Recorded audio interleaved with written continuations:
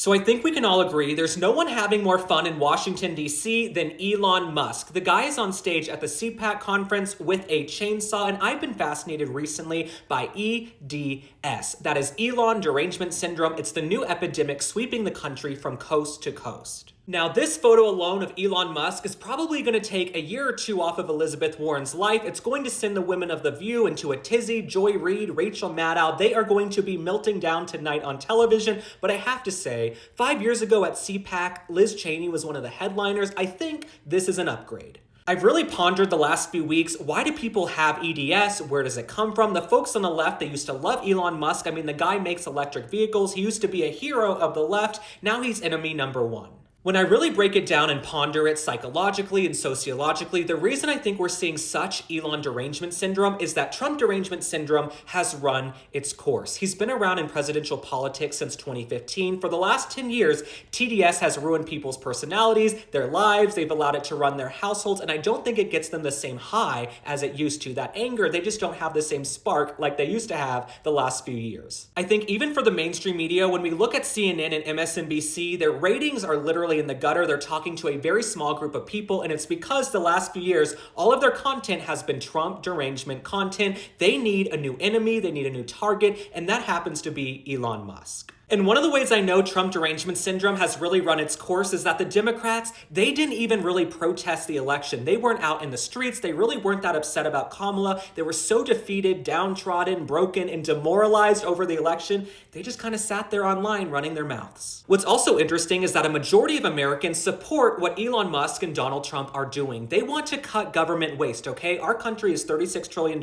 in debt. Interest on that national debt is going to cripple us for generations to come. We don't want to fund transgender operas in foreign countries or DEI initiatives in foreign countries, so people support what Elon and DOGE are doing. Trump also ran on this and he won the election with a decisive victory. He ran having DOGE. Elon was with him in Butler, Pennsylvania. He was on the campaign trail. People knew if we vote for Trump, Elon is going to come in and cut government waste. But the Democrats, and this is the next point in my video, they're so used to Joe Biden being lazy and being a little victim who can't get anything passed. The fact that Trump hit the ground running has their heads spinning. The last 4 years under Joe Biden, we have had a zombie for president. The Democrats haven't done anything. They talk about the stalemate. There's no movement in Washington, D.C. Trump came in on day one, January 20th. He started signing executive orders and doing everything he promised the American people he would do on the campaign trail, and they can't handle that. I also have to add, you guys know me by now, I'm a martyr. I must be a little bit of a masochist because sometimes I will watch The View. It's a fun social experiment. Let me watch and see what these women are sitting and whining about on The View. One thing I noticed recently, even in the last few days, the women of The View, they will say they agree with something Donald Trump has done. They're like, you know what, that made my life better. Elon, what he's doing with DOGE, I kind of agree. I see what they're getting at, but he's a dictator. He's unelected. They're not supposed to be there. We're angry. Then they go back to their talking points.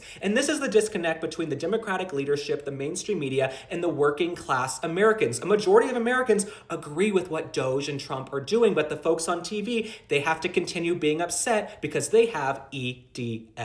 The last thing I'll say is this. One of the biggest talking points right now from the Democratic leadership and the mainstream media is that Elon Musk is unelected. He's an unelected billionaire. He shouldn't be here. What's he doing in the White House? George Soros, he just got a Medal of Freedom that his son collected from Joe Biden. So if you have a problem with unelected billionaires influencing politics, why don't you start within your own party? And you guys know I welcome folks on the left, the right, the middle, all across the political spectrum on my page. It's come one, come all to the Halloween ball. I just call it like I see it because I'm not owned by anybody. If Elon Musk does something down the road that I disagree with or that I think is not in the best interest of the country, I'll call him out. I will tell you guys I am not scared to do so. But right now, we're moving fast and breaking things, and that is what the government needs. The government has not worked for us in a very long time. If you look at the issues in this country, things we talk about in almost every single video I do. So having Elon Musk in there, who has built massive companies, the guy is worth $400 billion, let's let him have a crack at it and see if he can help the government run more efficiently. All right, my friends, thanks for liking and following. Drop a comment. Tell me what you think about Elon Musk and President Trump working together. I will leave you with this.